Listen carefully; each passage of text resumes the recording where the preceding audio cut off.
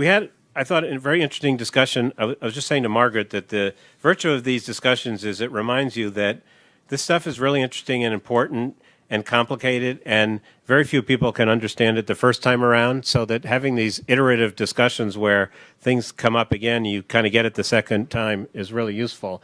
It was obvious in the morning, the first part of the thing, that one of the big issues here is what is the role of public policy? What is the role of regulation? How do we structure? We have a fragmented financial regulatory system.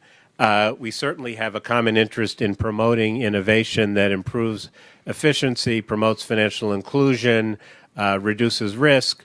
But we also have a common interest in not sinking the financial system or creating a new way for bad people to do bad things. And I think that's a balance. And that's hard even on questions where there is settled technology and the lines of battle are clearly drawn.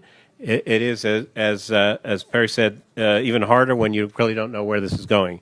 So I want to note that we've been joined by Glenn Hutchins, and we welcome him. What we're going to do now is I've asked Michael Barr of the University of Michigan, formerly of the Treasury, David Mills, who's at the Federal Reserve Board, and Jeff Steem, who's at Promontory but was at the Fed, to talk a little bit about what are the key risks and opportunities here from a public policy point of view.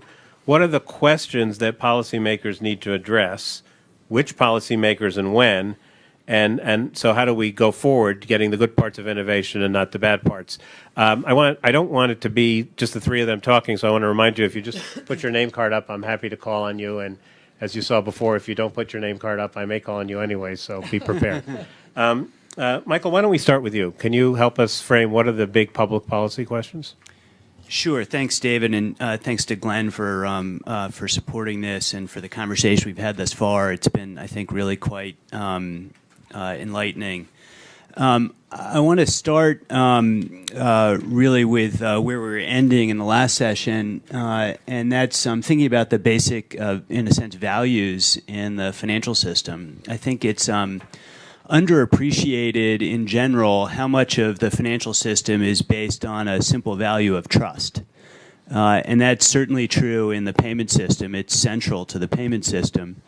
And the kinds of technologies that we've been talking about this morning are different ways of reinforcing that basic value of trust.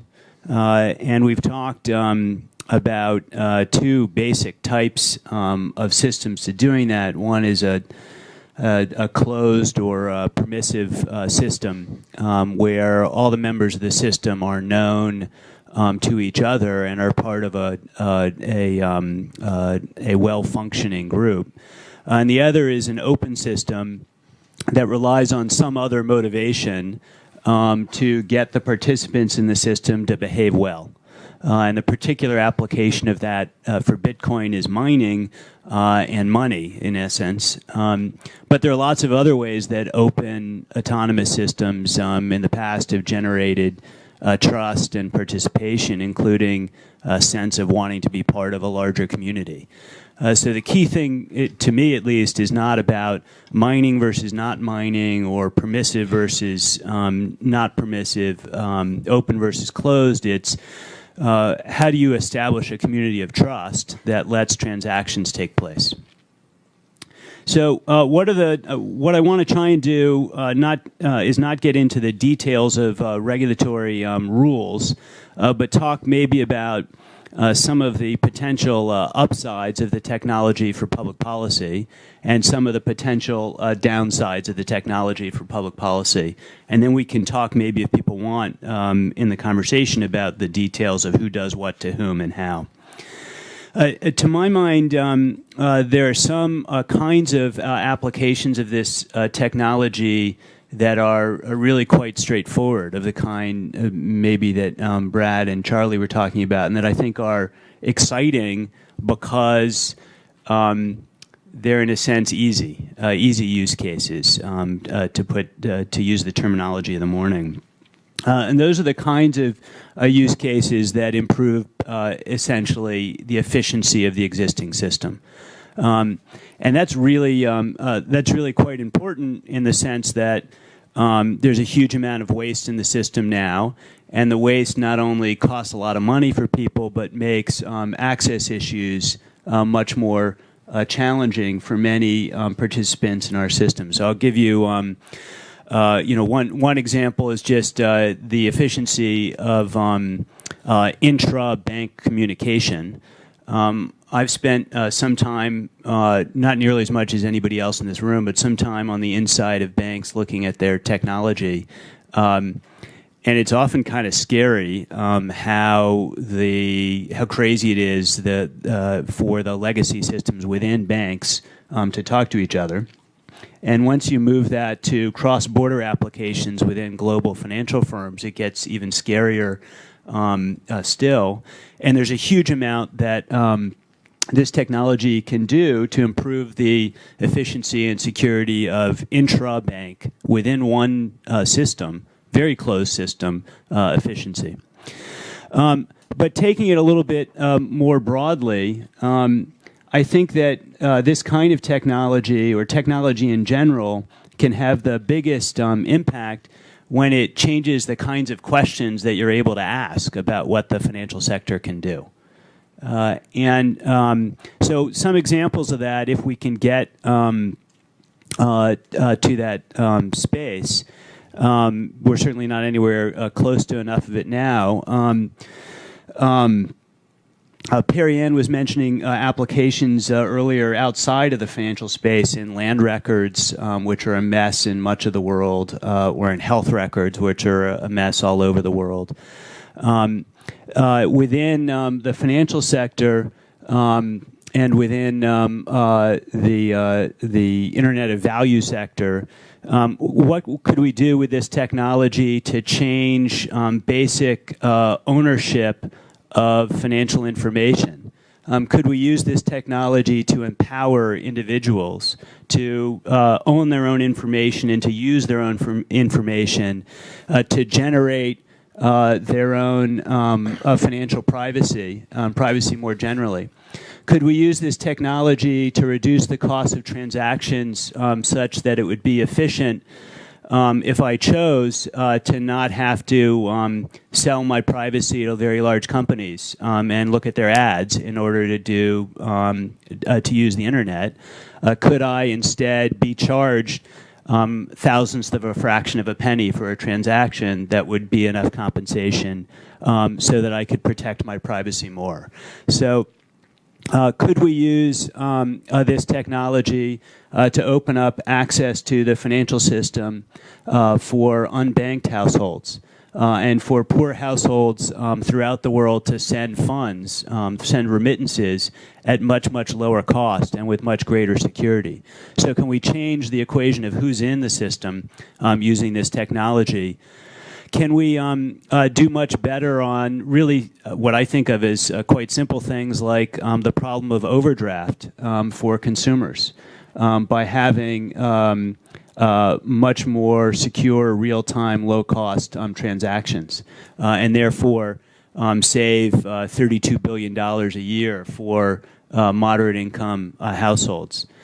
Can we use this kind of technology to improve anti-money laundering and anti-terrorist financing oversight?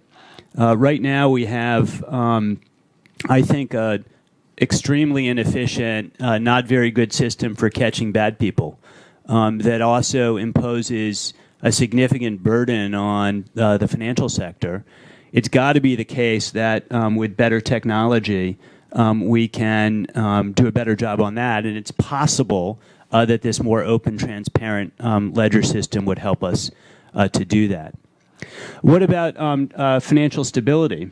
It could be the case that using this technology will help both regulators and the market better understand the actual balance sheet and interrelationship among financial institutions. If we have a distributed ledger system, could be the case that it's less likely that we get contagion in the financial system in a panic because people actually see, know, and trust what's going on. And this relates to Lael's earlier question about collateral. If we actually know who owns the collateral and where it is, that could have important financial stability implications. This could, I think David distributed before the panel a nice paper on corporate governance. I think that the technology could improve our ability to have real transparency, less fraud, and more trust in the financial statements and accounting practices of corporate America. And that could be transformative in terms of open access. It could also mean that we have real-time transparency in financial accounting information in corporate America. There's been a lot of discussion about the problem of short-termism, quarterly reporting short-termism in corporate America. And lots of people say, well, maybe we should not reveal everything every quarter. I actually think the opposite is true. I think we'd have a lot less short-termism if we revealed full information every single day.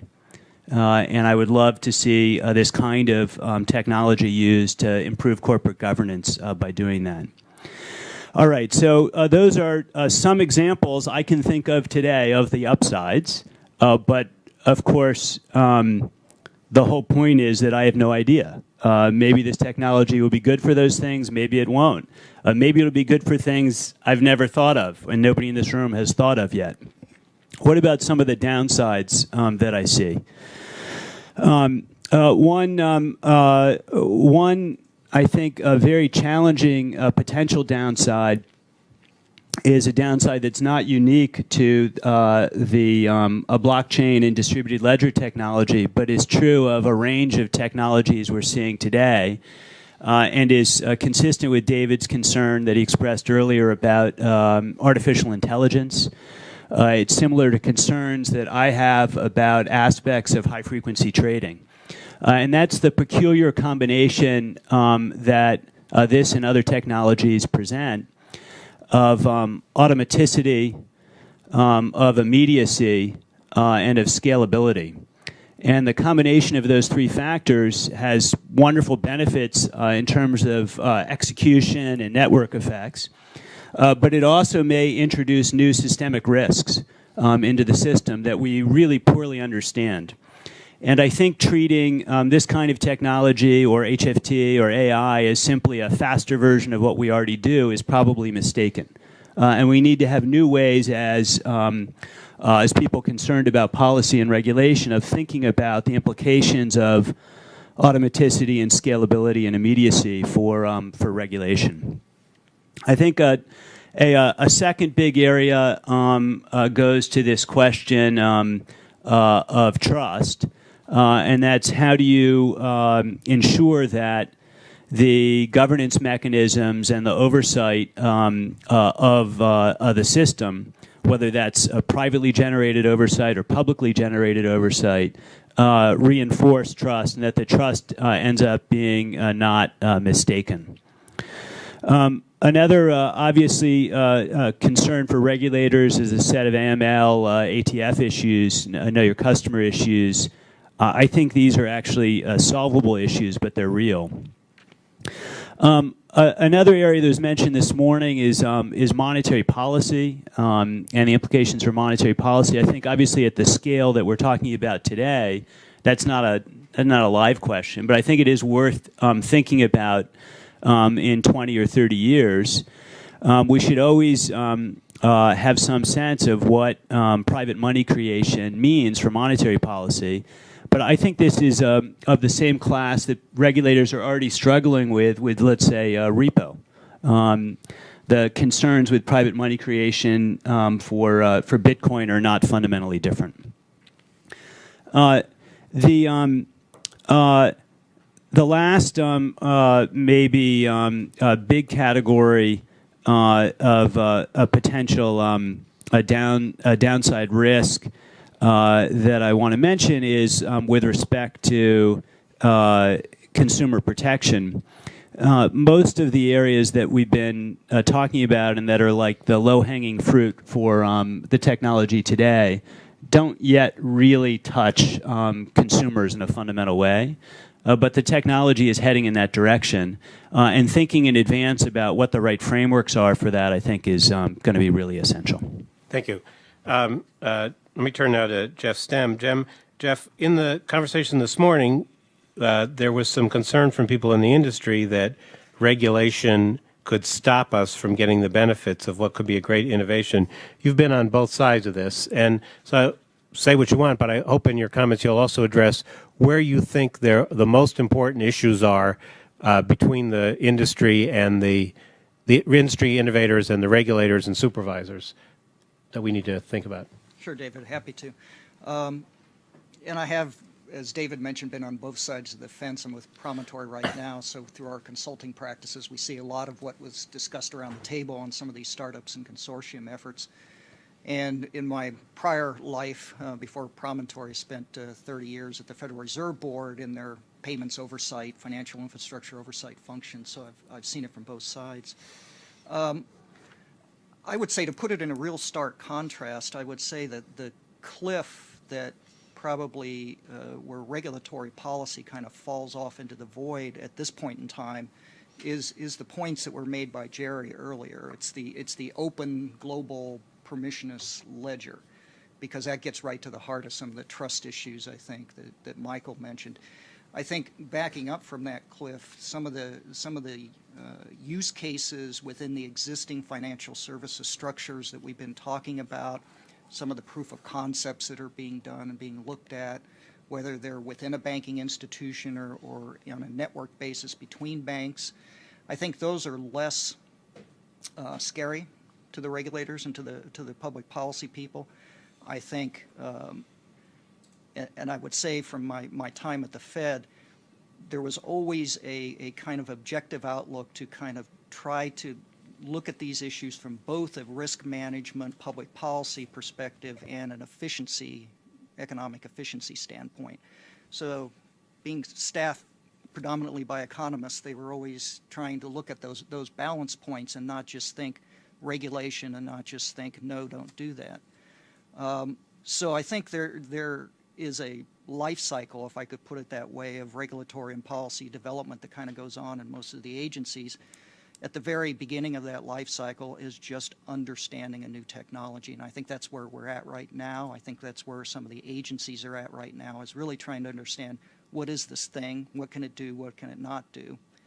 I think within that framework of understanding, they are trying to get a better sense of this bifurcation between what is Bitcoin, the virtual currency, and what is blockchain, the technology, and how do they differ? Do they have to go together? Can they be separated? What does that mean?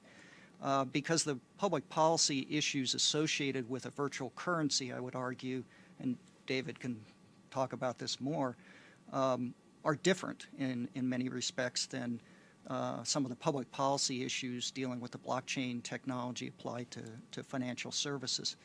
So there's that aspect of the life cycle. I think the next stage after gaining greater understanding and inquiry into some of this is really, reactions that will probably come down the line to specific use cases.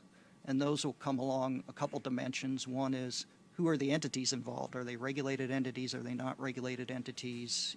How do we think about this in terms of kind of the existing regulatory structure? They'll also be thinking about, do existing regulations allow us the flexibility to do what we need to do without stifling innovation? Or do we have to think blank sheet and come up with something new? There are some things, I think, that they will, across all the use cases, there are some public policy issues that I think come to the forefront. One of those is security, and I know it's been mentioned many times that these ledgers are immutable and unhackable and all of that. I guess I'm from the old school that says if it's in a computer, it can be hacked. So I think there's going to have to be convincing done to non-technologist policymakers that this system is sound and secure, records have integrity, they have confidentiality, et cetera. I think they'll also be very interested, as a general matter from a public policy perspective, financial stability issues, that operationally these technologies are reliable, that you can scale them, that they're not going to crash on you, that they've got good quality to them. And I think there's also kind of the general issue, more pronounced when you're talking about Bitcoin, the virtual currency, but also use cases involving financial contracts, as to does the blockchain provide you with a clear attachment of whose liability it is at any point in time, so that people can identify that.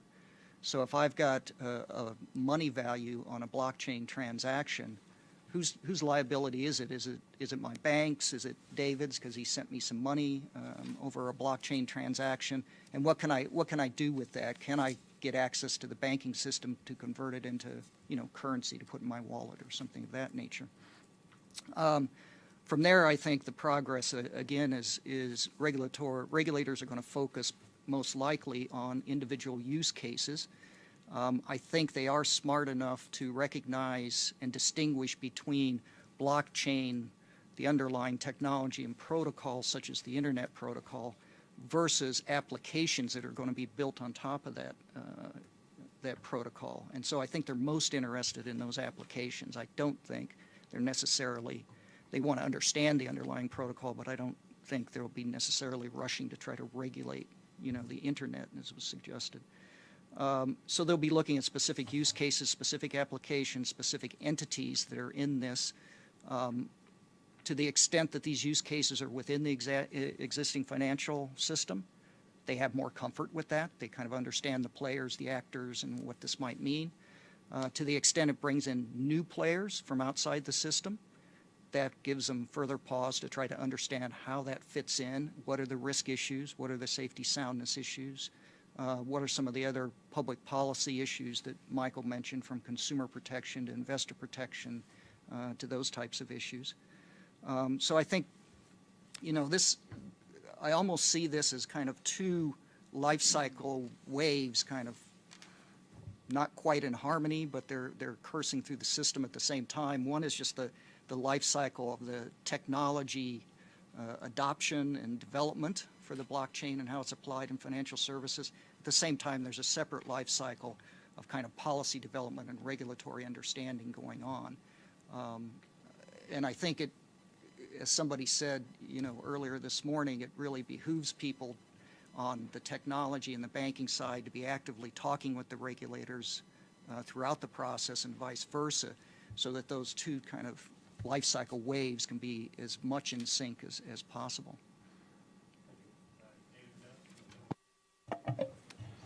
Yes, thanks. So just a little context about the Fed. Since its inception, the Fed has always had as one of its objectives is to promote a safe and efficient payment system. And by payment system, I mean not only dollar value payments, but also clearing and settlement of other financial instruments as well. And we've often looked at innovations within this space over time in a very similar way. It hasn't changed much. So Brian had mentioned a little bit in the first path that we've been through some of this before, and I think history oftentimes helps us kind of see and think and provide a framework around some of the new types of technologies we see today, because a lot of times the issues are still fundamentally the same.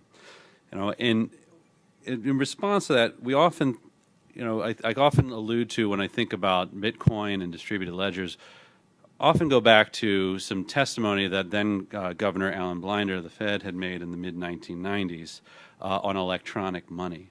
And so there's a lot of the conversation that we're having today with Bitcoin and distributed ledgers that tie in nicely or fit well in a similar framework to what was mentioned in that testimony in the mid-1990s for electronic money. There, a lot of the concerns or a lot of the thoughts were fairly similar.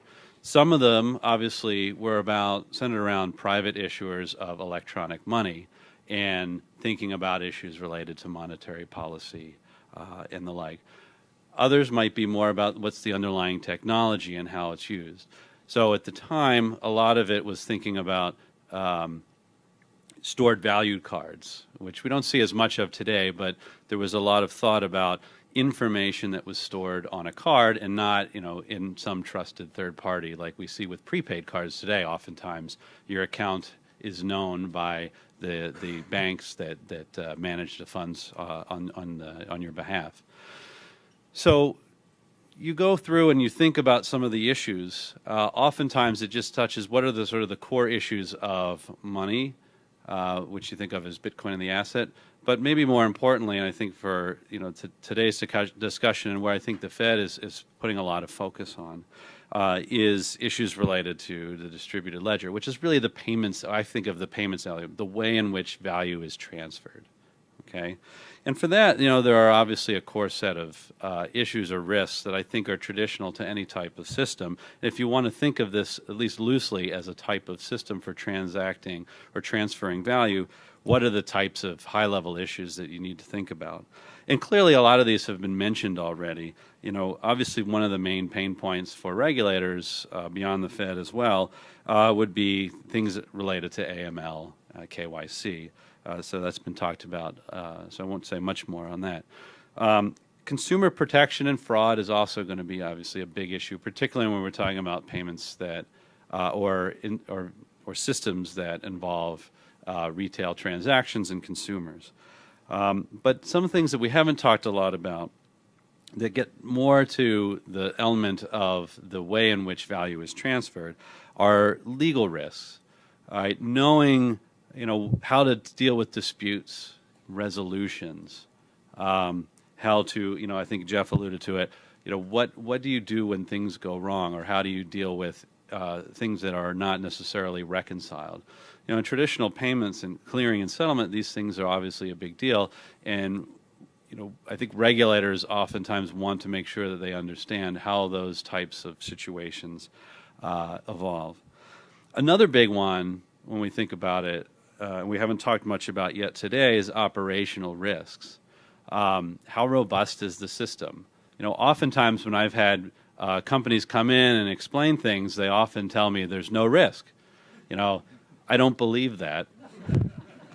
And maybe what they mean is they're shifting risk from one party to another. And oftentimes I think regulators really will get some value out of hearing from those who are looking at this type of technology. How do you walk through the transactions process, and where, how the sort of value is, the risks may be transferred across the system. How robust is the system to cyber security attacks?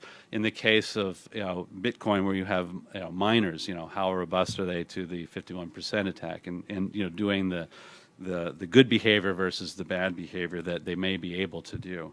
So thinking about a lot of the operational risk issues is a big concern, because ultimately when we think about the transfer of any type of value, you're thinking about you're thinking about trust. You're thinking about does the public have trust or confidence in the system, right? And if you don't have an understanding of the operational risks, or how robust they are to various types of attacks, it's going to be hard to maintain that trust in transactions. Another element that's important for us to consider as we think about the transfer of value, the ledger and the technology, the rails, is settlement risks. Again, what does it put on the demands for liquidity in the very short run, or any type of credit risk that may be extended? As was alluded to before, collateral management. And taken as a whole, I think regulators realize. Certainly. As we have studied that at the Fed, we realize that sometimes this technology actually reduces some of these risks. And other places, they may introduce new pain points. And really, I think those are the things that, when we talk about the rails and the transfer of value, those are the things I think we're really interested in trying to understand, because I think those are important types of risks to ultimately overcome. Finally, it was also mentioned in terms of financial stability. Does it introduce any new systemic risks? Is another thing that we think about. And again, a lot of times there's a scale involved. How big of a system will this be? How big will it become? Does it replace other clearing and settlement arrangements that we have designated as systemically important? What is that? How do we think about financial stability in this? In the interaction. Not only that, but the interaction of these systems with other institutions or other systems that are systemically important from a macro-prudential point of view. And then finally, I think some of the things that get introduced here when we think about distributed ledgers that are worth thinking about, and really with the modernization of payments more generally, is understanding the interaction between banks and non-banks. All right, we often, the banks obviously have a regulatory structure. Non-banks also in this space have a regulatory structure. There's some complexities and interactions there. This may become more and more important as you have technology firms taking up key aspects or key parts of the payments process that need to be thought about and understood.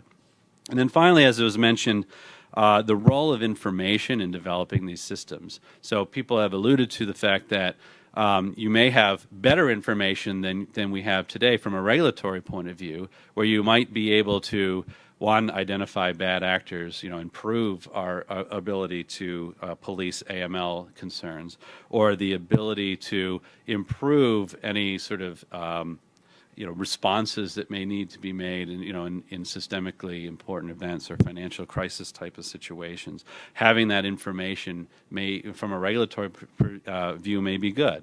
How do we understand those limits, or how rich can the information set be? But also, it's a trade-off, and we recognize that it's a trade-off between having a lot of good information and still fundamental values that we know people care about, which is their privacy.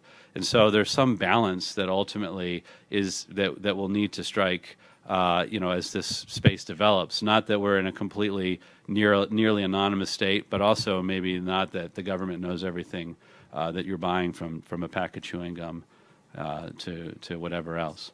So I think the role of information is something that is also going to be important here.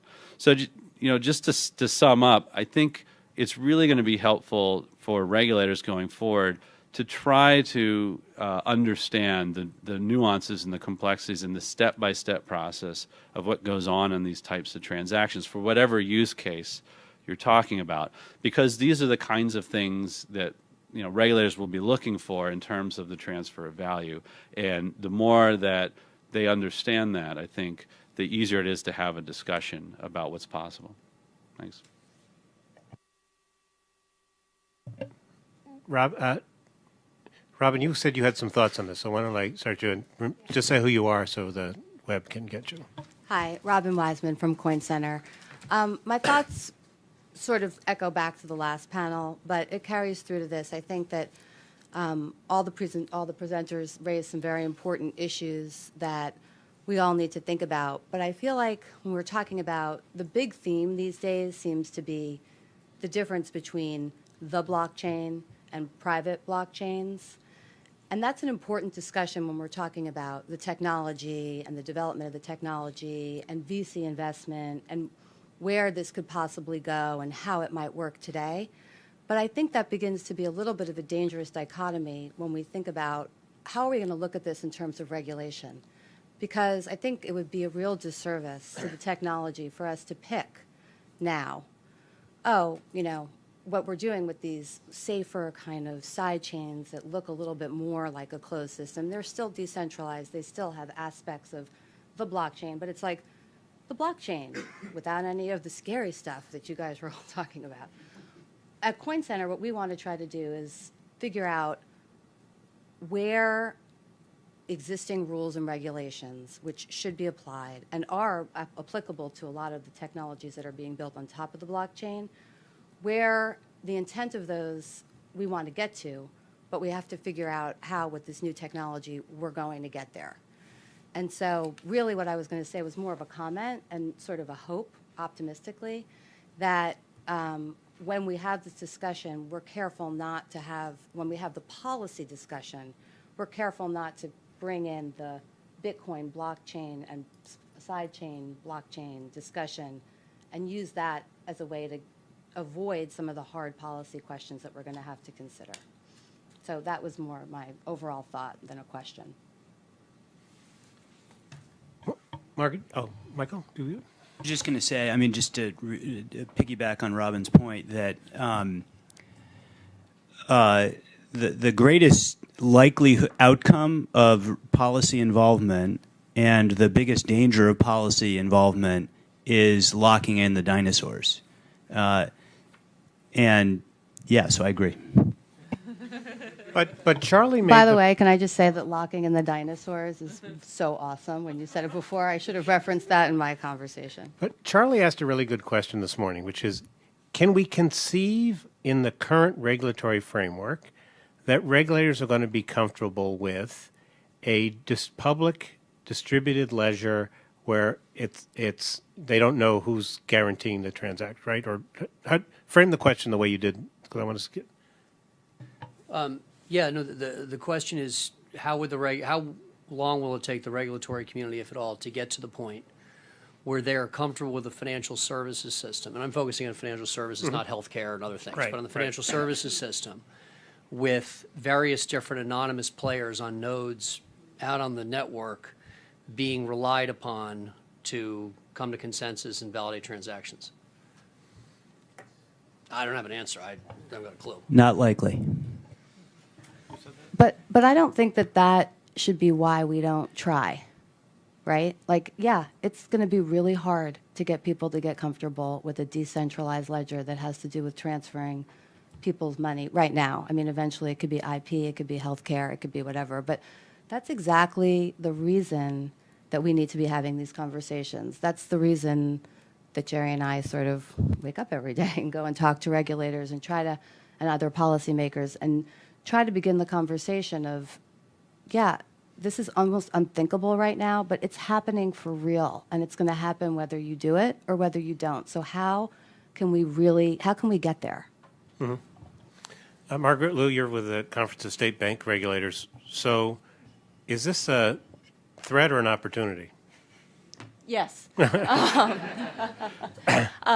This is a great discussion, and I think that between Jeff and David's comments, they really sort of outlined the issues that state regulators, who I'll primarily speak for, but also our federal regulatory partners that we interact with a lot, are trying to wrap our heads around. We are very much at the sort of the learning point of the life cycle that Jeff described. I was really glad to hear Perry Ann's comments about going to North Carolina and sitting down with the regulator. Although I sort of disagree a little bit with the characterization of some of the states criticizing or being unhappy with what New York did. I mean, part of the nature of the state regulatory system is that you do have 50 sovereigns. It's sort of, kind of fundamentally part of, our regulatory structure, the nature of the Republican federalism. And so that's a reality. And it is one that we think in many instances can produce better regulation. We hear, of course, a lot about, the challenges of working with different regulatory regimes, whether that be multiple federal regulators or then you layer in state and federal regulators. But the reality is that it's a big country. There are a lot of different kind of communities and marketplaces, and I think you need that kind of state federal sort of fabric and framework to make it work. The threats are real. There are threats in sort of your traditional incumbent financial services industries, and and there are a lot of the same things. The threats are not necessarily different. Consumer threats are really the sort of the areas of concern and the risks you want to manage. Consumer protection, AML. Stability, the stability of the marketplace, the stability of the pipes and the financial infrastructure. Opportunities, definitely, the ones that everyone has identified, and I don't need to go through them again. I think that the work that a lot in the industry, different stakeholders have done, reaching out to regulators, state and federal, is really important. We are all learning. We're learning together. One of the differences, I think, for state regulators is because of the nature of some of the state licensing laws. They're learning, but at the same time, they are, a lot of these entities are coming to state regulators now and have been for the past few years to have the conversation, which is much more of a, it's not so much about Wall Street and all of the sort of interesting things that are being done in that space, but it's about it's much more at the ground level. It is it is payments, it's consumer payments, and it's the retail use, and it's state regulators' responsibility at that level for protecting consumers and protecting sort of the kind of local financial services marketplace. Can I ask you a question? Absolutely. Just you say who you are and you have to Sorry. use the mic. Hi, I'm Jamie Smith. I'm with BitFury, and I'm sorry I'm late. But I just had a question for you and maybe the whole group, and I'm new to this world, so forgive me. But are there lessons to be learned, noting that Uber and Airbnb are totally different kinds of companies, but it's still kind of a peer-to-peer, at the very high level, it's similar. Are there lessons to be learned about the way that they misstepped or did things well at the state level that we could take from that, or not at all applicable? To best answer that, I'd need to know a little bit more about sort of their missteps, other than just sort of what I've read in kind of the mainstream press. Yeah. It is so hard to Yeah. answer the question, but I Fair. think it's a good one, and we should continue that Yeah. dialogue. Yeah. I have a question if I can raise an issue. Yes, this is Perry Ann Boring, the founder and president of the Chamber of Digital Commerce. And my question's more towards Charlie, the R3 crew, and those working on blockchain for financial institutions.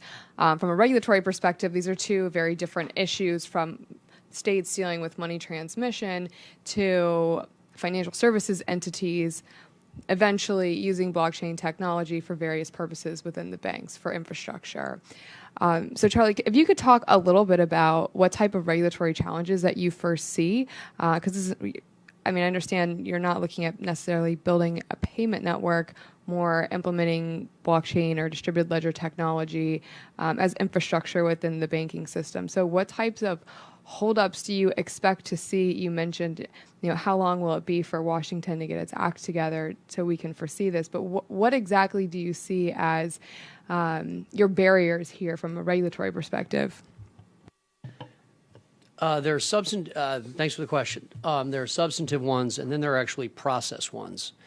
And the process ones, I would sort of turn to the regulators and ask this question. And I lived and worked down here for a long time, and this is a sort of Pollyannish dream that there's an answer to this. The first one is, I don't even know who to call. Do I call Treasury, the Fed, OCC, Consumer Protection, SEC? Who the hell do I call? Yes. Right? And right.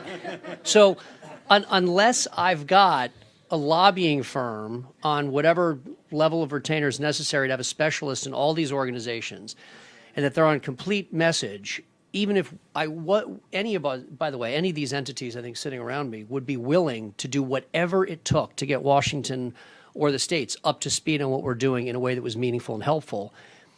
But it's almost like the universe is so big we don't know where to start. And one thing that would be, again, useful, and I recognize this is Pollyannish, is I think the regulatory community would do well to ask itself a process question as to how it, as a whole, to the extent possible, would like to approach this. And Washington's full of task force and blue ribbon commissions, et cetera. I get it. But at the end of the day, and let's just use SEC, CFTC as an example. And this happens a lot, if we're out talking to those two organizations and one of them has a rule on settlement finality, as an example, which is very relevant to what we're doing. If they have two different rules on settlement finality, what do we do? Like, how do we code? I don't know. So I guess the first question to your question is my question to the regulators is, knowing that we will do whatever we can, but not knowing who to call, we will have whatever conversations. But to the extent that we could unify as companies, and that's going to be difficult too, but through organizations, trade associations and chambers of commerce, that we could present a unified front. We need a unified front to talk to. We need an interaction with the government, both federal and state level, in a way that would be meaningful. Because without that, it's like trying to boil the ocean to try to convince the entire U.S. government that what we're doing is the right thing to do. So that's the sort of the process question. The substantive question, and this also breaks down along these regulatory lines, is a concern that the Fed might have about banking is different than a concern the SEC might have about how this impacts securities settlement, which is different than the Federal Protection and Consumer Protection Board has about how I'm protecting retail users of credit cards. I don't know that I could give you my top even 10 list of potential regulatory burdens, given that each of the different agencies themselves has their own top 10 list and none of them overlap, or to the extent they overlap quite differently. So it is quite daunting.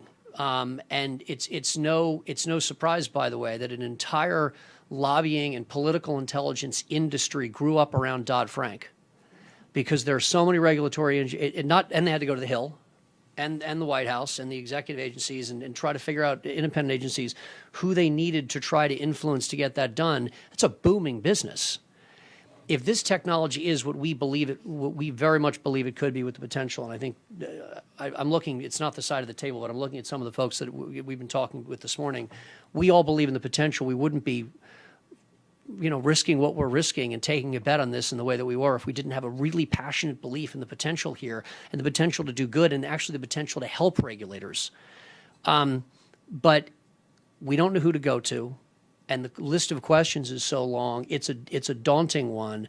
To the extent that we can begin to figure out what that process is, then we can begin to isolate those substantive questions to which you all rightly demand answers, and we would like to give you.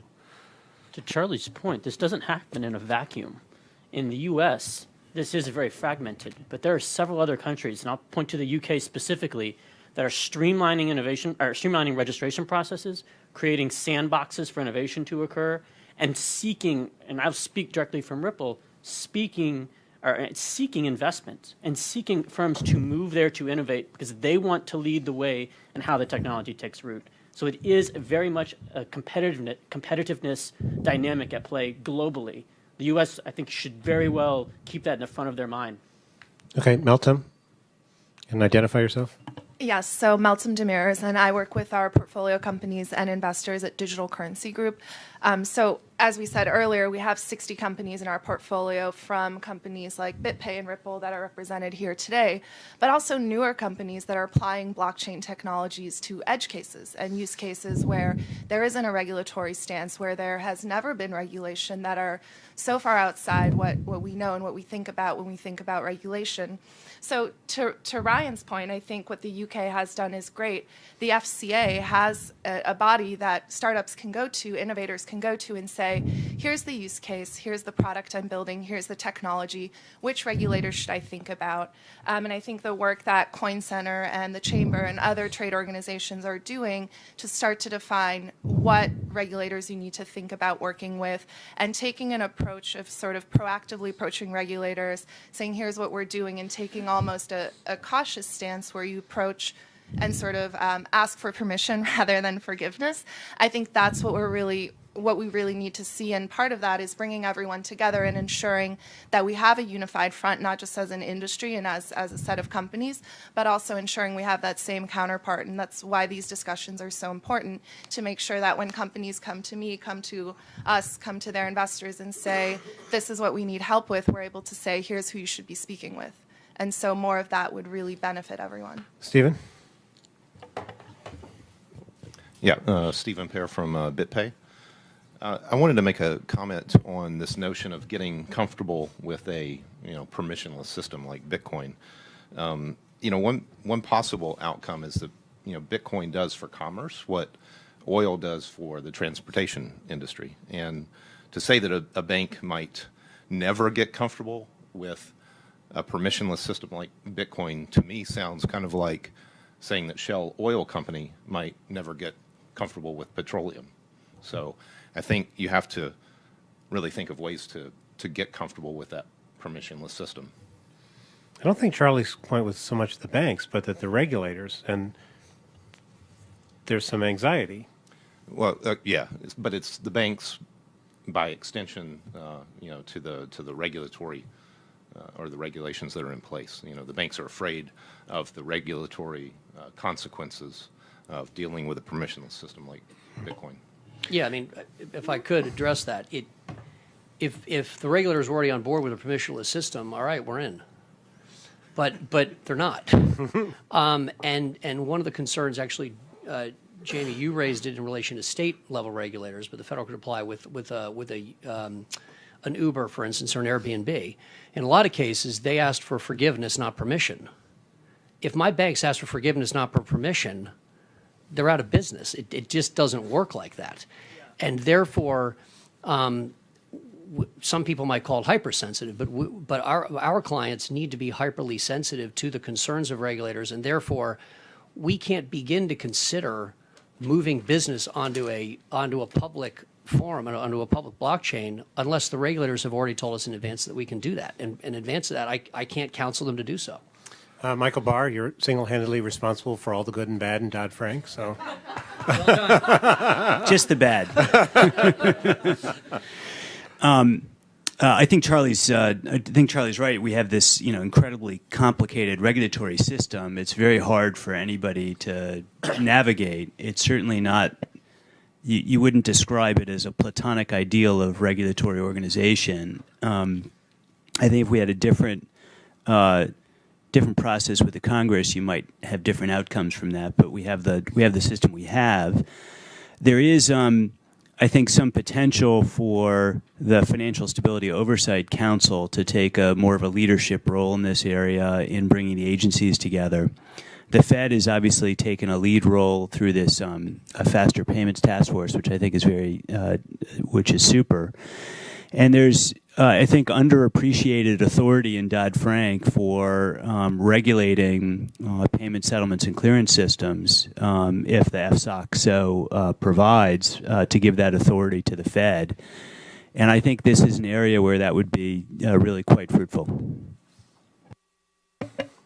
So I want to sound Jerry Brito from Coin Center. Jerry Brito from Coin Center. I want to sound a note of optimism here. I don't think that it's right to say that the regulators are not comfortable today and maybe never will be.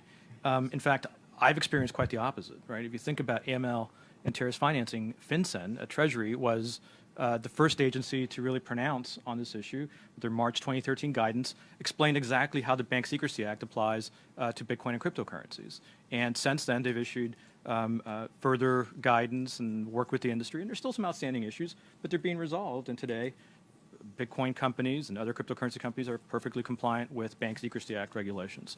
At the state level, we've worked with CSBS on their a statement of principles that they sought comment from the industry and from states. They produced the framework that states are now looking at. We're working with the Uniform Law Commission, which, by the way, has a process to create a uniform law for digital currency. And we're working with about a half dozen states to produce really good, innovative, friendly legislation that still has consumer protection. We work with the CFPB. And the CFPB, they're incredibly smart, and they know they've taken the time to learn it. And we'll see, the small places where they're going to have concerns. But that's all just the tip of the iceberg. There's a lot more. Certainly, when it has to do with financial stability, I'm happy to see Financial Stability Board having a convening in a couple months about this. So everybody's taking the time to look at it, and I think we are getting comfortable with it, and I think we will. What I fear most is some kind of black swan event that's just going to have everybody overreact. But at the moment, I think we're impatient. I think I wish, maybe we could go to one regulator rather than 50. But, hey, I see the benefits of the 50 as well. We're impatient, but I think ultimately we can get there. Gordon Workman, a reference is made to the Faster Payments Task Force. I wonder if you could just explain what it is. Is it an attempt to speed the existing payment system so we don't get a new technology, or is it an attempt to embrace a new technology to replace an old one? Perhaps it's a little bit of both. But I figured you'd say that. We do have the Faster Payment Task Force. It's a broadly inclusive, very open and transparent effort, and we have 350 members on that group. As Ryan mentioned, we have a steering committee. He's a member of that, along with about 20 others. Sean Rodriguez leads that effort. But I think we're very open to new technologies, to innovation. Clearly, I don't represent the regulatory or policy side of the Fed. We're more from the services perspective, although the board has taken a great interest in what we're doing. These issues of governance and regulation have been surfaced by our task force members. So we're recognizing that we need to provide a bit more clarity on that going forward. So it is part of the work of our task force. We have a great website, paymentsimprovement.org, and a lot of information about our efforts there. Glenn Hutchins. So I should start with a disclaimer that I'm an investor in Bitcoin. In fact, I have two companies here. There are two companies here today that I'm both an investor in and a fiduciary on the board of. I had nothing to do with this, anything other than the session, other than showing up. So, but I just want to make sure everybody knows I have a conflict. Make a couple. My first overwhelming comment here today is, I think it is in the vital interests of the Bitcoin industry to create a compliance and regulatory framework that works, because that's the only way the industry is going to grow. And so there will be frictions associated with getting it right, which I'm going to talk about in a minute, but it's really very important to the industry for this to happen, point one. And from the point of view of both the people in this room and other people I've talked to, I've been very pleasantly surprised by the open-mindedness and willingness to kind of think about this on the part of the regulatory community. So I think I'm very encouraged by the overall reception. While there'll be friction and dialogue and disagreement, I think the collaborative effort so far has been really terrific. And I just want to compliment everybody in the room who's kind of had a piece of that. I met a company yesterday that I don't know what the right term is. I think they got a license from the CFTC to be a Bitcoin's derivatives exchange. Is that the right thing? Is the registration? There's a CFTC person here. Is that the right way to put it? They have a registration pending with us. Registration pending, and they've been very complimentary about, taking a long time, taking a lot of effort, been very complimentary about the open-mindedness and the willingness of the CFTC to think about that. That's just one of many examples. I think that's kind of point one.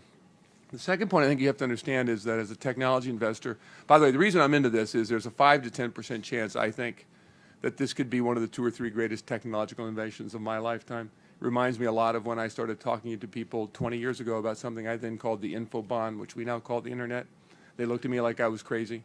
And I think there's a 5 to 10% chance that Bitcoin becomes to value what the internet is to information, that we can transfer value around the world instantaneously, basically at no cost, and transform how value is used the way we do with information today. That's a 5% chance, but it's, as an investor, that's kind of a very interesting thing to be invested in. You should understand as a technology investor that almost every single major new technology has been used. The early adopters are the bad guys.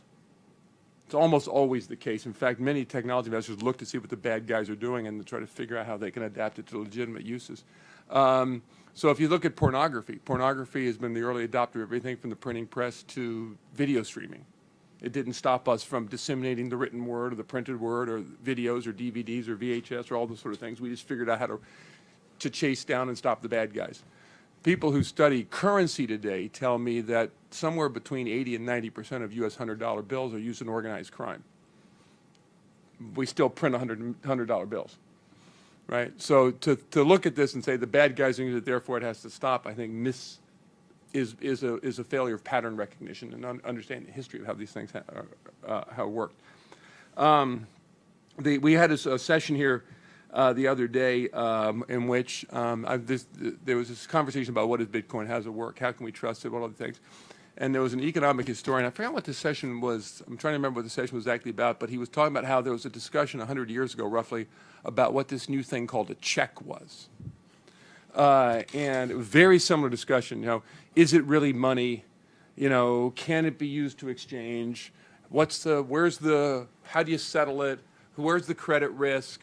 All this sort of stuff when banks first started introducing checks. So it's a very similar, so these are issues that we've dealt with in the and we're dealing with right now. The one thing I will tell you is this is such a fundamental change that the only real use, I don't think the existing regulatory system can be cobbled to make it work.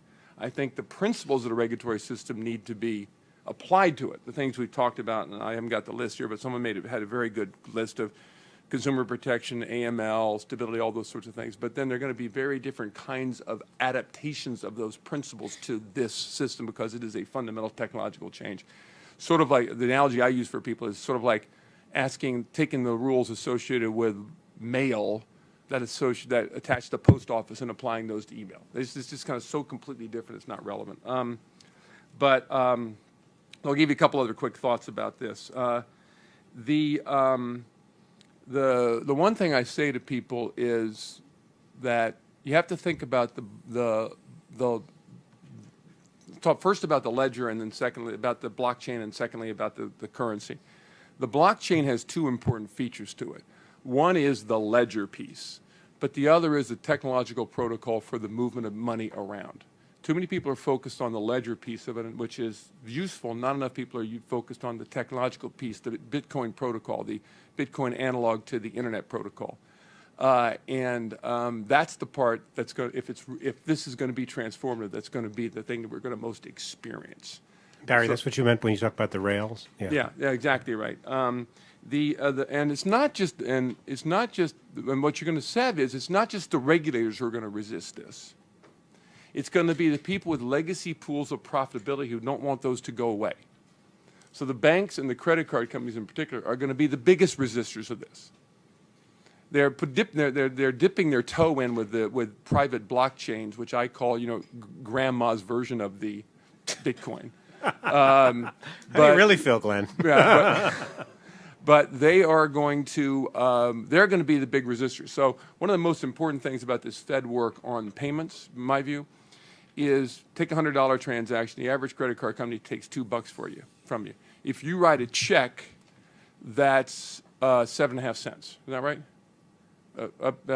Roughly, no, it's 15 cents. It's 7.5 it's 0.75%, right? So it's 15 cents. So today, the reason, if we modernize ACH and make it available for instant payments, we can take the average cost of a transaction down from a $100 transaction from $2 to 15 cents. Guess who doesn't want that to happen? It's not the regulators. It's American Express. Right, and then if you further take that 15 cents down to a thousandth of a cent using Bitcoin technology, you can transform the cost of moving things around. So there's going to be a bunch of legacy people out there who don't want this to happen, not just in the regulatory community.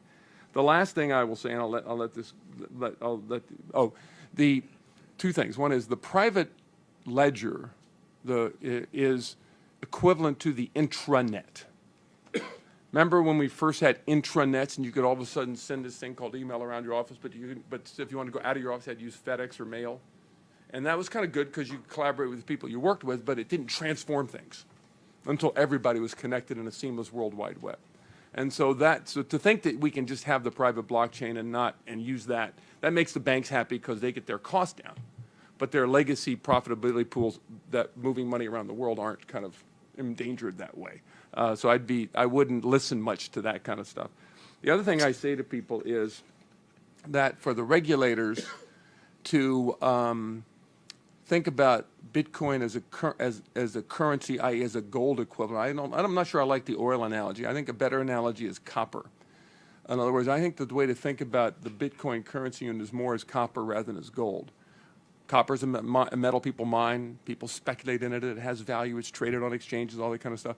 But its fundamental use is to move either electricity or voice messages around. It carries something that we use. And that's what the Bitcoin currency unit is, a means by which, I think the metaphor is, to transfer that value.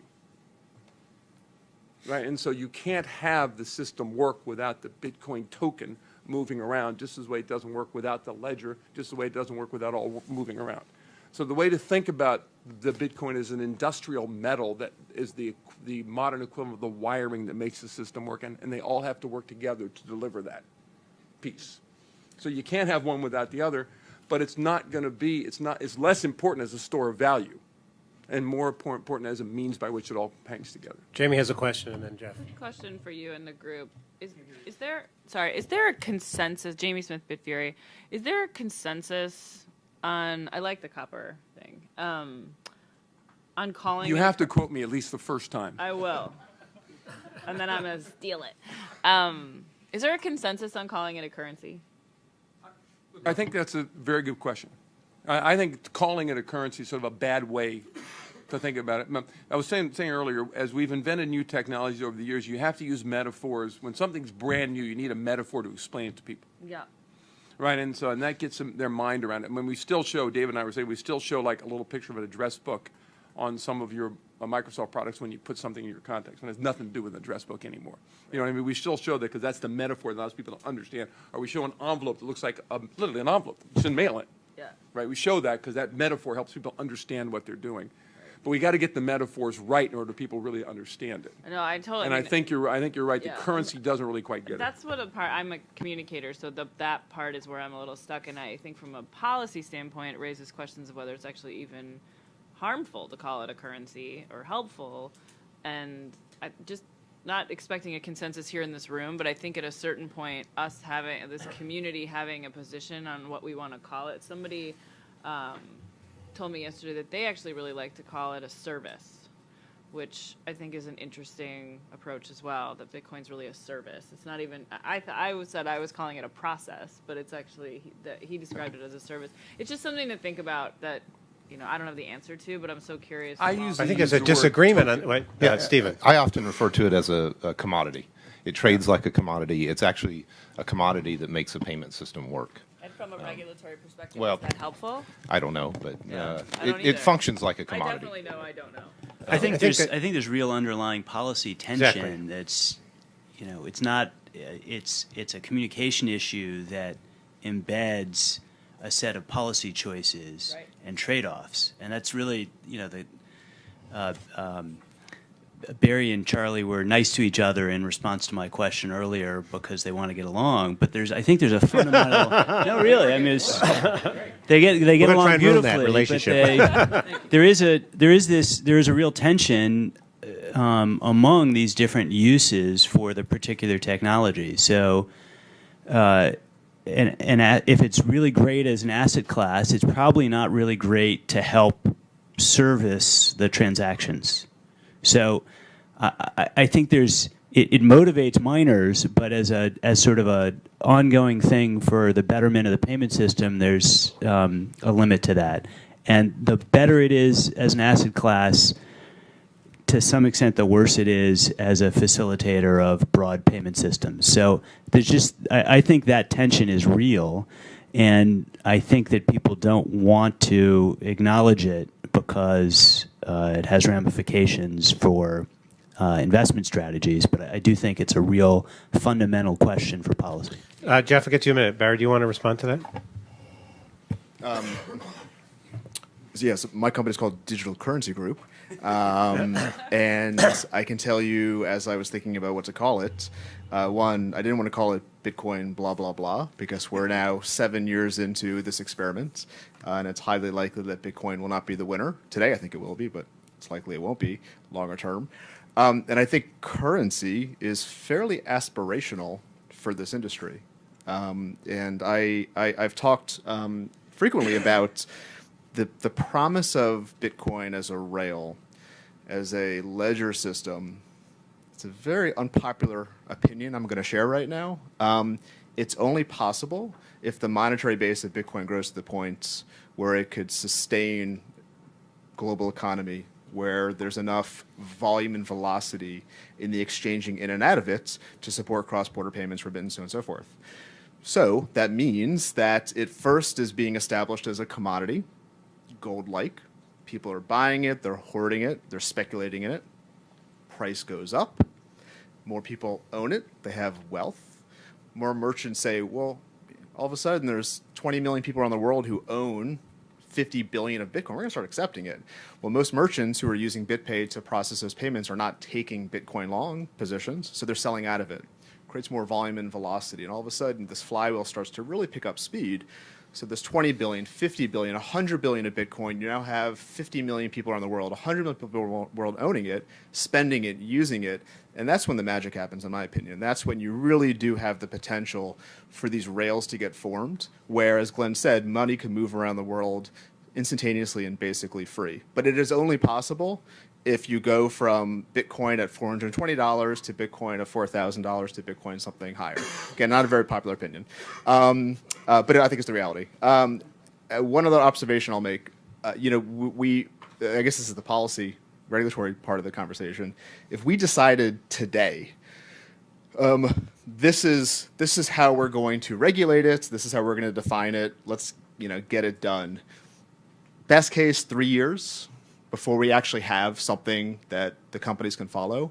And so I hope regulators appreciate that the industry, entrepreneurs are not going to sit back and wait for those decisions to get made. And I think hopefully everybody can appreciate that we're doing our best, and we're trying to be helpful, we're trying to engage, but the expectation cannot be we're going to wait for clarity. That implies you have a choice. Jeff, you had your... Yeah, I wanted to go back, I think, to some earlier comments that Charlie was making about, how do you even get started in this regulatory game, given the number of agencies in this city and the number of law firms and stuff. And I think it may be helpful to take a step back and just try to put ourselves in the shoes of the regulators a lot of times on these types of issues. A new novel idea, novel concept, novel technology comes along. Individual firms start trooping in on their doorstep. Hey, I got a better mousetrap. The regulators are in a difficult position because people are coming in with vague concepts or broad use cases with not much traction to them. They're interested in the taxonomy that David laid out on the different types of risks and some of the other public policy goals like AML and anti-terrorist financing. And so they'll take that lens and they'll say, tell me, how does your better mousetrap fit against these? What types of mice is it going to catch? Will it catch rats?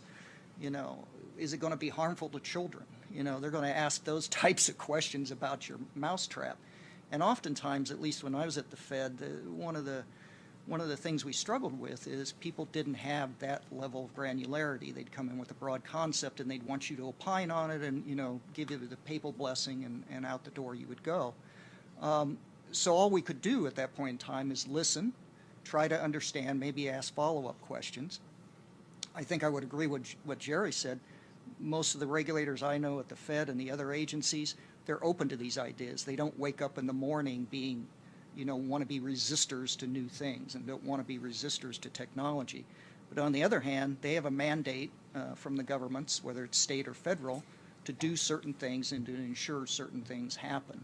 And so they're trying to thread that needle.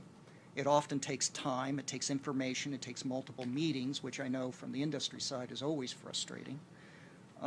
In terms of who to talk to, I thought Michael's idea about FSOC's about the only place now that all the financial regulatory agencies come together.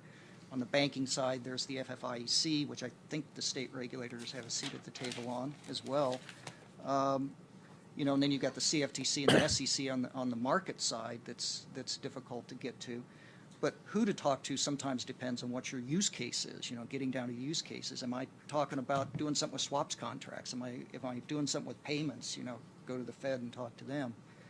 The other thing that I think has always been helpful for my ex-Fed days is, having a bunch of individual firms with kind of their individual piece of the competitive pie and their own cut and take on things coming into the regulators can be interesting. It can be helpful. You can start to understand the landscape as a regulator. But, in the back of your minds, the regulators are always saying, okay, this guy's got one ox to gore. This one's got a different one. Entrenched value propositions have a third thing. How am I going to, again, thread that needle? So to the extent that, industry consortiums or industry trade groups or something of that nature kind of coalesces some of this information and opinion and approaches these agencies either individually or collectively is also a huge, huge benefit to move things along, I think. The point you made about use cases drives what regulators to go to. This is Charlie Cooper from Oh, R3. sorry, Charlie Cooper from R3.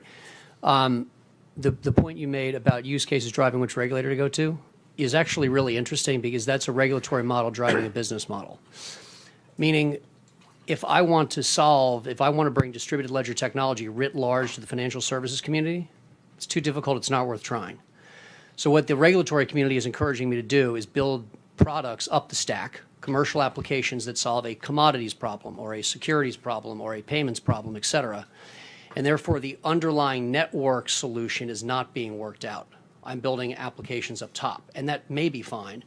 But the second thing that the fractured regulatory environment does is, because it takes longer to get to consensus, to the point made about protecting the dinosaurs, the startups will run out of runway. The companies that will remain standing 5 years from now are the big tech companies or the banks, whomever your villain is, who can wait until this has sorted itself out and they have plenty of money and then they decide what they want to do. And the real entrepreneurs, the people now, whether they're pro-Bitcoin, the currency, or not, is irrelevant for this conversation. Those real entrepreneurs that are out there trying to make a go of it are going to suffer because they don't have enough money to make it 3 years. And that's maybe just where we are. It may be a recognition, but there's a perception, I think, outside Washington that regulation harms, that regulation itself harms industrial growth, entrepreneurship, et cetera. I'd make the counter argument. It's regulatory uncertainty that causes that harm. If we knew what the regs were, we could operate within them today and build business models in that context today. But unfortunately, because we don't know and everyone's kind of looking at each other trying to figure it out, I mean, this currency commodity thing is fascinating. If I have it right, I could be wrong. I think the IRS has already called it a currency and the CFTC might have called it a commodity. All right. And it's property in Japan. I didn't even know that. So, wow. All right, now what do I think that I think it's a fundamental point. So, first of all, this has a lot to the choice of metaphor. I really do think that what the internet metaphor doesn't work is that it was allowed to grow in a space that was largely nobody regulated it, so it could evolve. Secondly, I think some of this resembles to me the controversy over the Food and Drug Administration, where there's this constant tension. We want all new drugs to be sped to the market as quickly as possible, and we don't want any bad drug to ever get to the market. And you can see the pendulum swing in criticism of the FDA. You can have the same member of Congress criticize them on Monday for letting some bad thing through and criticize them on Tuesday. And they try to deal with the biologics and the medical devices and how do we fit them into our regulatory framework. I think that we could all agree here that nobody in their right mind would design the financial regulatory system we have in the United States now, and that is nothing to do with Bitcoin and distributed ledger. I haven't heard anybody defend it from the existing banking industry, but you can't say to David Mills, gosh, it would be great if the CFPB, the OCC, the CFTC, and the SEC would delegate all their authority to you so I can get a straight answer. So I think the real challenge, you can say, well, you can say it to him, but I can imagine, I can just imagine Scott Alvarez's response. Yeah, I suppose Scott, you're right. Scott Alvarez is the one who thinks that the Fed does already control everything, right? So I'm trying to figure out what, David Mills, what do you do if you're constrained? We live in a democracy, and you're constrained by the laws that Congress has written. Congress did not anticipate this. Congress isn't even very good at writing laws to deal with anticipated developments. How do you, when people come in and say, gosh, we have something here that could really make the payment system work better, and you have to know that there's tensions within the legislative and regulatory framework, how do you react to that? What do you say to them other than, it sucks and I feel your pain? But here's the 16 steps. I do. Sorry, Jamie Smith, one last time at Bitfury. I'm so sorry to interrupt, but I do think that as somebody who comes to this space as an outsider who I think sees the world not from a technological standpoint, and I used to work at the White House, communicator, blah, blah, blah. I think that underestimating how little anybody knows about any of this is a strategic mistake. I think that people would be you guys have been in this space for a few years. You live and breathe this. You talk in a way that makes sense to you. But I think you would be incredibly shocked by how few people in very prominent jobs have never even heard the word blockchain. Literally have no idea what you're talking about. And making an assumption that a member of Congress knows what you're talking about or any of this is a mistake. I think starting at ABC is going to be really, really critical. Otherwise, what I've seen over the last 20 years is that if people don't understand they're going to legislate it anyway. And that's when it gets dangerous, is that they're actually going to start doing things that are totally irresponsible accidentally. Okay, before I turn to you, David, I want to give Fabrice a chance to defend the U.S. Congress. And I used to work there. God bless him. I love Not going to do that right now. Introduce yourself, though. Absolutely. So Fabrice Coles, thanks very much for having me on from Senator Gary Peters' office. He's the co-founder of the Senate Payments Innovation Caucus. So thanks very much for having this. This is an incredibly important conversation with some great perspectives. I just wanted to weigh in full support of what Glenn said about offering up kind of an affirmative legal framework. I think that's incredibly important. To kind of really provide the parameters for the conversation going forward. I think that, in light of what Jerry said earlier, I think the Black Swan event should be a concern for everybody. Because certainly if somebody loses some of their Bitcoin in some kind of nefarious occurrence, they will certainly be calling their congressional representative. And to your point, if there isn't the education and the efforts made up front, if that doesn't take place, you're just going to have whatever happens. And I guarantee you it's the press reports that will define the understanding. And I think that, the counter-terror financing is a good example of that. After Paris occurred, I read about, Bitcoin being used by the terrorists in Reuters. And if I wasn't a reader of CoinDesk, I would never have known that the FinCEN official, kind of made the point that it was no more risky than some other kind of transaction media. So, I think that offering up an affirmative legal framework would be incredibly helpful to people like me who are staffing my boss when these conversations come up. And I think, for the industry, I'm sure it would be helpful to define, and offer up a wish list. What would you like to see? And obviously, you're not going to get 100% of what you want. That's highly unlikely. But at least it's a starter, and we know where you're coming from. And I think that's just kind of helpful from kind of staffers and congressional perspectives. Jerry, Michael, and then David Mills.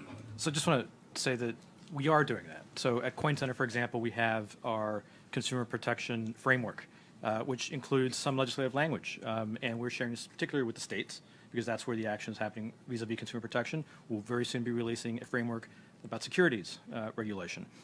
The piece, though, is that there's not one framework that you can put forward, because we do have these disparate regulators who are looking at this as different buckets. And as you say, David, we're not going to sort of consolidate in the way that the UK government can sort of have one government with one regulator and then point you in the right direction. So, look, I think we can't, that's out of the question. We're not going to be able to get one framework and one regulator. What we can do, however, is encourage the regulators that do exist is to coordinate, but also to make sure they do not take a precautionary approach and instead take a deliberative and consultative approach, which I'm happy to say is what I have been seeing. But yeah, those frameworks are there, and I've seen folks become increasingly optimistic about them. Michael Barr.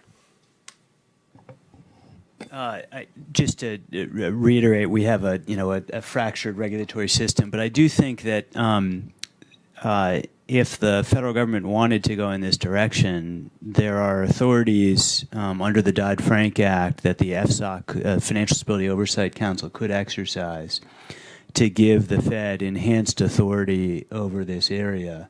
And I think it's worth at least having the FSOC explore that now, not take a decision on it necessarily, but have that integrated into the process so that if they decide in a few years that the Fed is the right place to house an overview of this area and to develop new rules for it, that they could.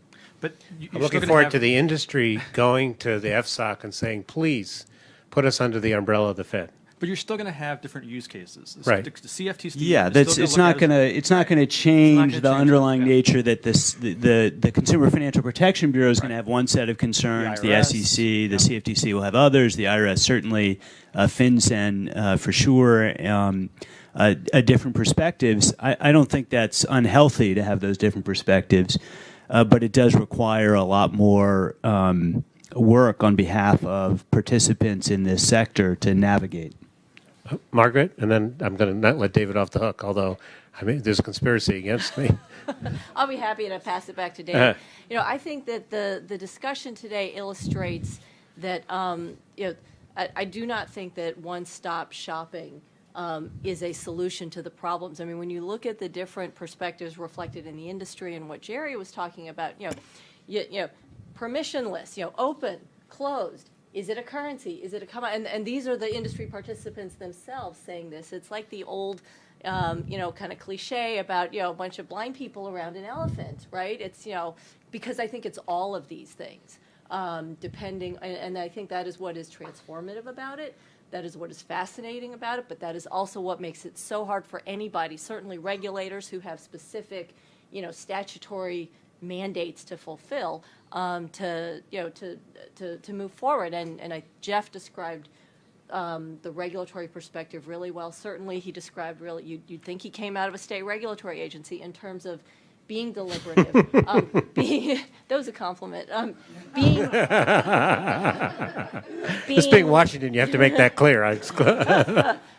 Being concerned very much about unintended consequences, and I think the frustration about regulatory uncertainty, that's one side of the coin. The other coin is that regulators are very concerned about unintended consequences and, understanding fully what they're doing. When you have new companies emerging, new business models, individual companies changing their own business models so quickly, it is, it's a huge challenge. I don't have any great solutions, but, I think that what we see here is the fact that there is a lot of immaturity in the industry, in the technology, in the use cases, and so we can't. I think a one-stop shopping approach is idealistic and won't solve all the challenges that the industry is trying to solve. Right, but I think part of the argument is, whatever you do, don't screw it up before we figure out what it is. David Mills. Right, and frankly, the concern about, I think it's human nature. If you're concerned about not screwing up, you're going to be cautious. You're going to be slow. You are going to continue to try to learn before you move forward, because the consequences, and for regulators and regulatory agencies, those consequences are significant, and they can be very public in a bad way. David. So we definitely hear those kinds of complaints. I think we recognize them. It's we have a decentralized regulatory environment. That's the reality that we're in. But I think Jamie's suggestion of really educating all parties is part of the solution to dealing with that challenge. I mean, when I first got into looking into digital currencies and distributed ledgers, I mean, very quickly I recognized that there was a lot of noise. I mean, and what I mean by noise is that there were no frameworks or ways to understand what was going on, and it takes people with a lot of time and energy and resources really to put a lot of effort into understanding really what this is about. I mean, and I think regulators, the Fed included, we're all trying to still figure a lot of things out. We have a lot more questions than we have answers, but I think, to Jerry's point, we're very open and we want to learn, and learning is, what's complex about it, and even within an organization, the learning isn't just in one place. That's part of the challenge, right? I mean, you have your policy folks, you have your supervisors and examiners. They're not always in the same. There's a wall sometimes that separates them, and the policy people may really understand what's going on, but the examiners may have no clue. I mean, and these are the people on the front lines when you're talking to banks, right? And so there really is a challenge that you face, but I think it really is trying to boil it down and talk to a lot of people and really try to get them to understand that there's more behind all the noise. And the noise can be, evangelization, where somebody tells me there's no risk, to, oh my gosh, we can't do anything because there's this anonymity, right? The truth is oftentimes in between those extremes, right? And so really that's what we need to kind of get down to and understand. And there's just a lot of people that need to get there, and we're just I think to Jamie's point, there's a lot of people that don't know how to sift through all that noise, and really it's incumbent on the industry to help calm that noise down and make sense out of it for regulators. Right, I think that's one of our objectives here today. Sri? So, Sai Srinivasan, CFTC. So here's an idea I've been sort of sharing with folks from the industry, which is if just building on some of the regulatory challenges. So there's an opportunity here to make the regulator an early adopter of the technology. Right? So what if the industry could develop, I don't know, a white label blockchain platform, right? It could be a private chain, and teach us how to use it, I guess, and deploy it within our organizations, wherein the examiners, the policy guys, the attorneys, everybody starts using it, right? So maybe, this is something where a forum can be developed wherein, first of all, the technology needs to be there, which is sort of deployable as sort of a pilot within our organizations. We all come in different shapes and sizes. We're really small. The Fed is big. SEC is big. But this is in terms of, if you want the regulator, this is a complex issue. The technology is new, then there's some trust and other protocols just puts fear in the minds of some of us. And the 12 blind men and the elephant is a good analogy. And we also resource constrained, right? So I'm just throwing an idea. It'll be good to have some conversation in terms of, how do you make the regulator an early adopter and user of the technology, so that there's no reason. There's a lot of information that flows through our organizations. There's a lot of pieces of information. There's a lot of transactions happening within our organizations, and if the technology is so wonderful, then we should also be using it, right? We use email, we use a lot of, we use social media, we use a lot of these things. So why can't we also use this technology within our organizations?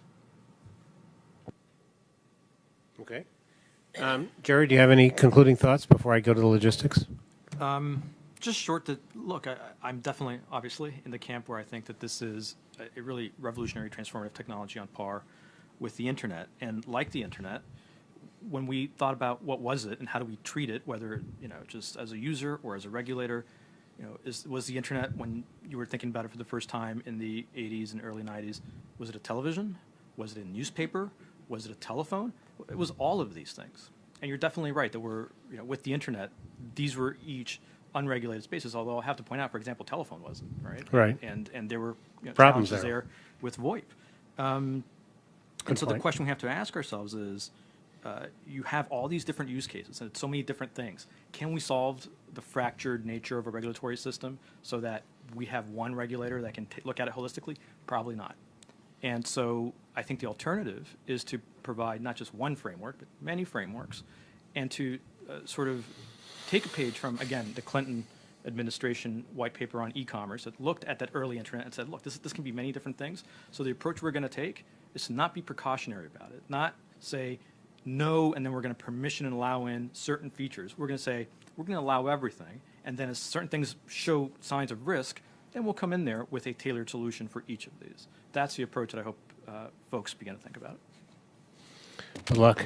All right, so here's the deal. Success. Here's the deal. So when we move to this afternoon's thing, it's really my attempt to capture some of the spirit of this conversation in a way that people who are even less familiar with this than I can understand. We have asked Michael Barr, Brad Peterson, Barry Silbert, and Margaret Liu to be on the stage, but I'm going to try and avoid this thing where we have a conversation on the stage and then we turn to the audience. So I'm going to look to the people who are here, who stay, who want to say something, to feel free to raise your hand and interrupt, and we'll figure out some way to get a mic to you. Carrie, my colleague Carrie Granis tells me it's going to be kind of full, and we want to save seats for the people who are able to stay for this afternoon. So if you're planning to stay and join us at 1:15, if you just raise your hand so she knows how many seats we need to save. Keep them up, because she's counting. Okay. All right. So, Carrie, remind me what happens here. The lunch is across.